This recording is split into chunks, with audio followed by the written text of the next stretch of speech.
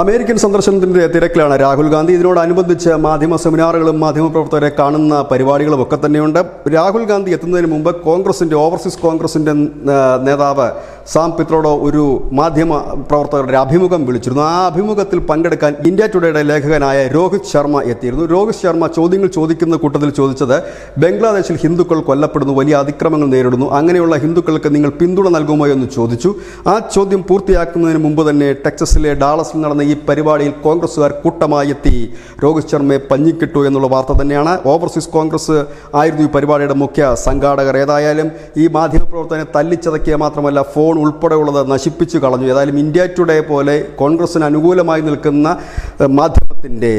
മാധ്യമപ്രവർത്തകന് പോലും ഒരു ചോദ്യം ചോദിക്കാൻ വയ്യാത്ത സാഹചര്യത്തിലെ കാര്യങ്ങൾ മാറുന്നു. സ്നേഹത്തിൻ്റെ കട അമേരിക്കയിലും തുറന്നു എന്ന് BJP ആക്ഷേപം ഉന്നയിക്കുകയും ചെയ്യുന്നു. News desk news India Malayalam.